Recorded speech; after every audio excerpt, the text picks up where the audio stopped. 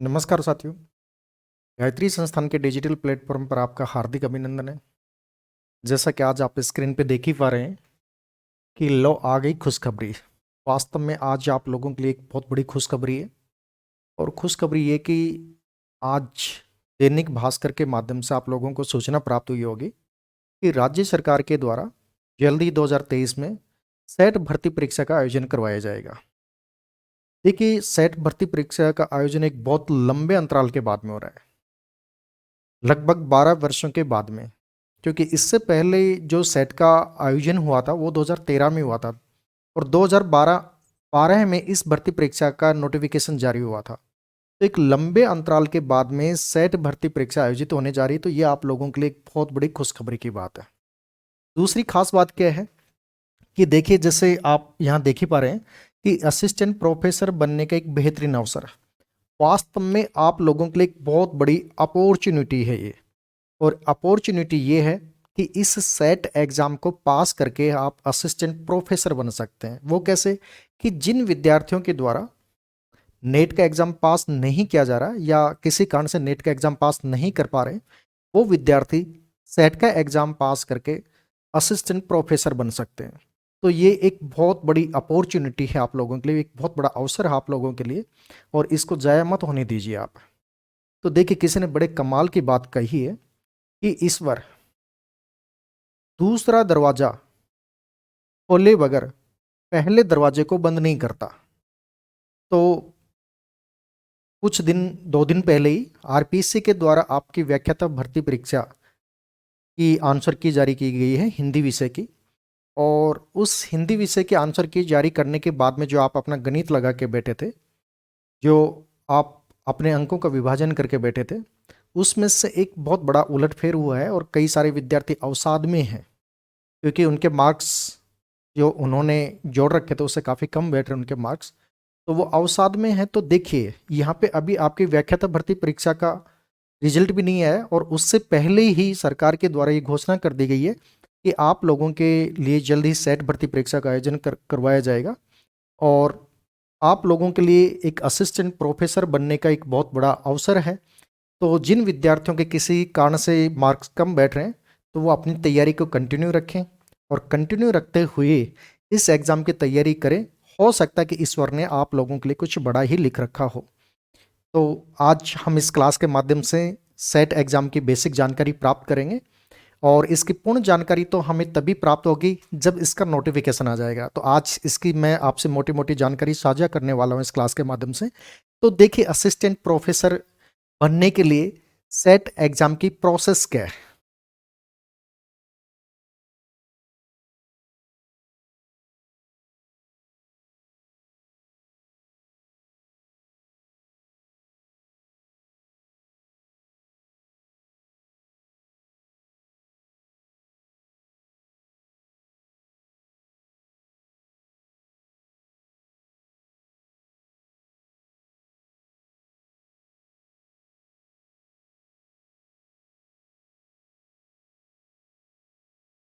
देखिए, assistant professor बनने के लिए आपके पास में दो रास्ते होते हैं।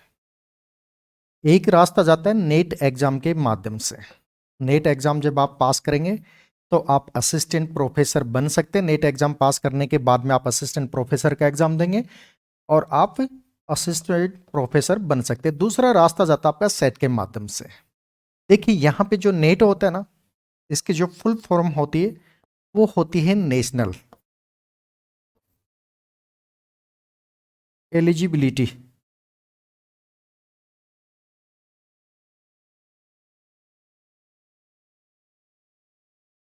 टेस्ट। सेट जो होता है वो होता है स्टेट एलिजिबिलिटी टेस्ट।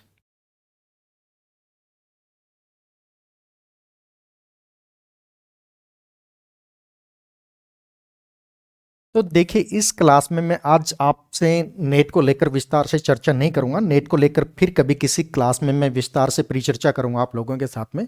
तो आज जो हमारे अध्ययन का टॉपिक है वो है सेट एग्जाम।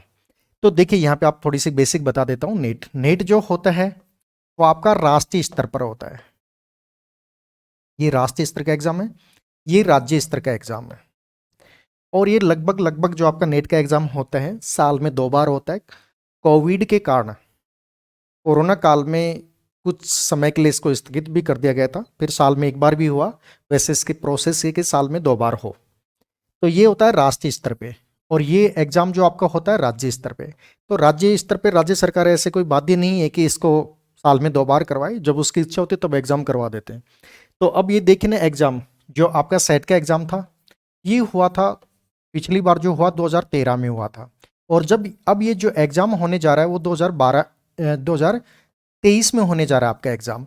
तो देखिए 2012 में ये एग्जाम हुआ था, और 2013 में एग्जाम हुआ था, और 2012 में इसका नोटिफिकेशन जारी हुआ था। तो एक लंबे अंतराल के बाद में, लगभग 12 वर्षों के बाद में आपके राजस्थान में सेट का एग्जाम होने जा रहा है। तो इस सेट के एग्जाम को जो पहले जो करवाया गया था आपका सेट का एग्जाम, वो आरपीएससी के द्वारा करवाया गया था।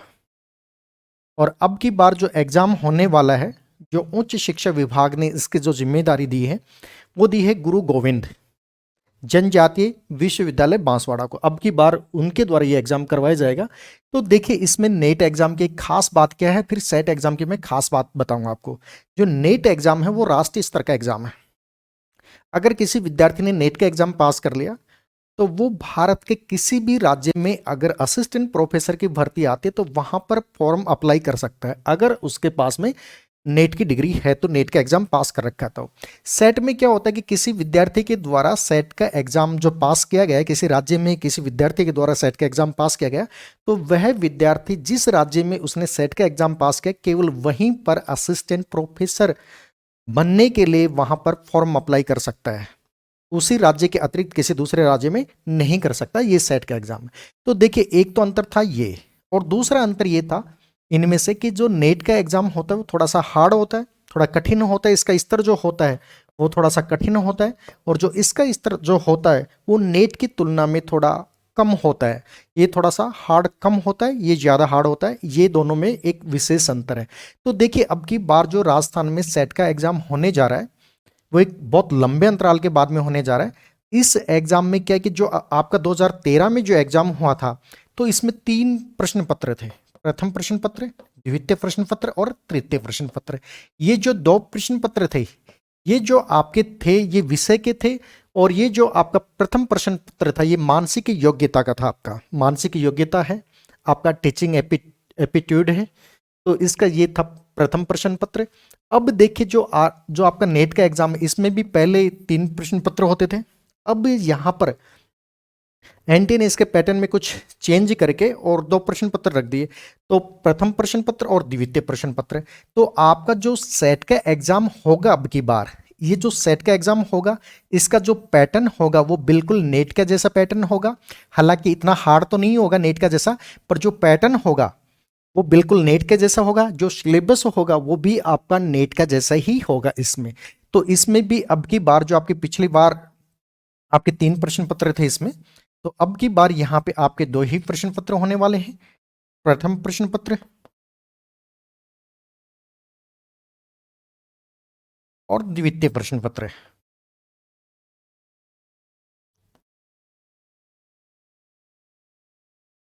जो आपका प्रथम प्रश्न पत्र है ये टीचिंग एप्टीट्यूड का है।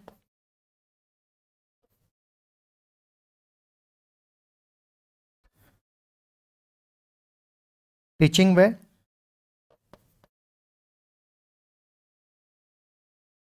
मानसिक योग्यता का होगा आपका। इसमें टीचिंग में मानसिक योग्यता से संबंधित क्वेश्चन होंगे। जो दूसरा जो आपका द्वितीय प्रश्न पत्र होगा वो आपका विषय से संबंधित होगा। आपका विषय कौन सा होगा? देखिए यहां पे इनको जानने से पहले एक और बात जान लीजिए, इसकी बेसिक बात कि इसकी योग्यता क्या होगी। इस एग्जाम की योग्यता क्या होगी? इस एग्जाम की योग्यता जो होगी, देखिए सेट एग्जाम भी एक प्रकार से, जो सेट का एग्जाम है आपका, वो भी एक प्रकार से आपकी पात्रता परीक्षा है। ये केवल पात्रता परीक्षा है, और इस एग्जाम को पास करने के बाद में आप केवल असिस्टेंट प्रोफेसर बनने के लिए फॉर्म अप्लाई कर सकते हो। तो ये पात्रता परीक्षा है। जैसे आप फर्स्ट ग्रेड का एग्ज़ाम देते हो, ग्रेड सेकंड का एग्ज़ाम देते हो, ग्रेड थर्ड का एग्ज़ाम देते हो, उसके लिए आपके पास में बीएड की डिग्री का होना अनिवार्य है। वैसे ही आपके पास में असिस्टेंट प्रोफेसर बनने के लिए या तो नेट की डिग्री होनी चाहिए या सेट एग्जाम पास होना चाहिए। तो ये एक प्रकार से दोनों एग्जाम पात्रता परीक्षा हैं। तो यहाँ पे मैं अभी बात कर रहा था आपसे योग्यता की। इसके लिए क्या योग्यता होनी चाहिए कि किसी विद्यार्थी के द्वारा स्नातकोत्तर की डिग्री उसके पास में होनी चाहिए, या स्नातकोत्तर के लास्ट ईयर में कोई विद्यार्थी हो, वो विद्यार्थी एग्जाम दे सकता है। उसके लिए भी अनिवार्यता क्या है, 55% अंक की अनिवार्यता है। ये जो 55% की अनिवार्यता है, ये सामान्य कैटेगरी के विद्यार्थी के लिए, ये सामान्य कैटेगरी के विद्यार्थी के लिए है।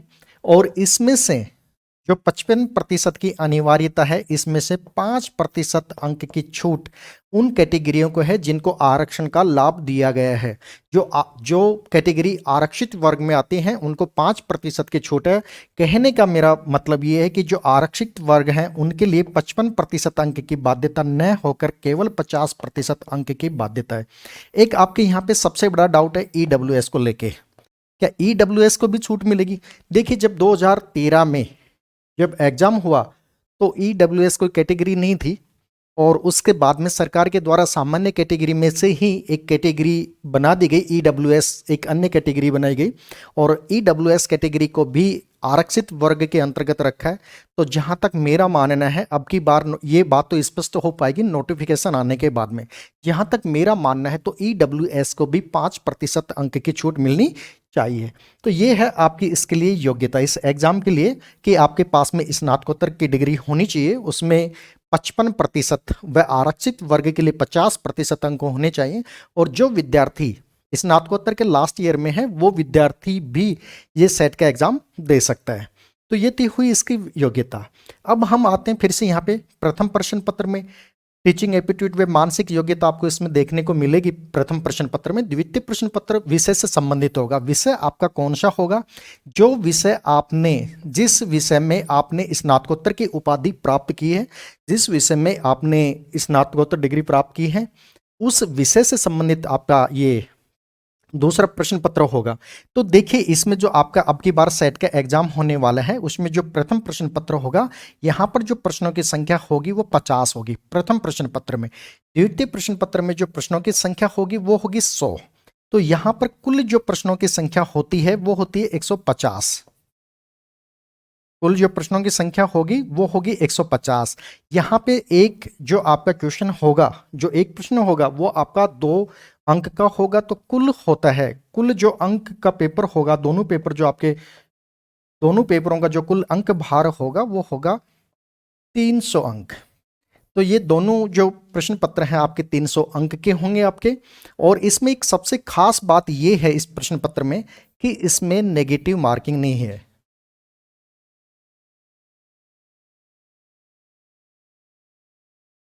नेगेटिव मार्किंग नहीं है आपके इस प्रश्न पत्र में। तो ये एक इसकी खास बात थी। तो ये सेट के एग्जाम से संबंधित आपकी मोटी मोटी जानकारी थी जो मैंने आपसे साझा की।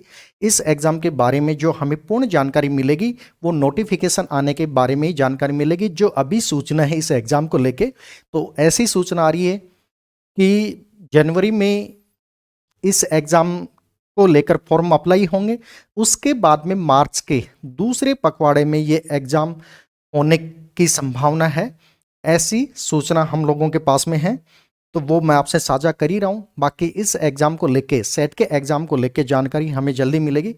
तो देखिए, एक मैं उन विद्यार्थियों, यहाँ पे एक सलाह देना चाहूँगा, उन विद्यार्थियों को भी सलाह देना चाहूँगा कि जिन विद्यार्थियों के द्वारा नेट का एग्जाम पास किया गया है, तो उनको, जो विद्यार्थी नेट का एग्जाम पास है उनको तो सेट का एग्जाम पास करने की आवश्यकता नहीं, सेट का एग्जाम देने की आवश्यकता नहीं है। परंतु मेरा मानना है कि उन विद्यार्थियों को भी सेट का एग्जाम देना चाहिए, क्योंकि जो आपका असिस्टेंट प्रोफेसर भर्ती परीक्षा का जो द्वितीय प्रश्न पत्र होगा, आपका विषय का प्रश्न पत्र होगा, उसमें जो विषय होगा वो लगभग आपके जो सेट का जो पाठ्यक्रम होता है, जो नेट का पाठ्यक्रम होता है, लगभग वही पाठ्यक्रम आपके असिस्टेंट प्रोफेसर भर्ती परीक्षा का होता है। और इसमें उसको लाभ ये मिलेगा कि कम से कम तैयारी कंटिन्यू रहेगी। और बहुत सारे क्वेश्चन ऐसे भी होते हैं जो रिपीट भी हो जाते हैं, तो तैयारी कंटिन्यू रहेगी और उसका बेनिफिट उसको असिस्टेंट प्रोफेसर भर्ती परीक्षा के अंतर्गत मिलेगा। तो ये एक जानकारी थी जो मैंने आप लोगों के साथ में साझा किया, और मैं उम्मीद करता हूँ कि आपको क्लास अच्छी लगी होगी। और ऐसी और बेहतरीन क्लासों के लिए, ऐसी और जानकारी प्राप्त करने के लिए आप जुड़े रहिए गायत्री संस्थान के डिजिटल प्लेटफॉर्म से। आप गायत्री संस्थान के यूट्यूब चैनल को लाइक कीजिए, सब्सक्राइब कीजिए, शेयर कीजिए। तो चलिए मिलते हैं अगली क्लास में एक नए टॉपिक के साथ में।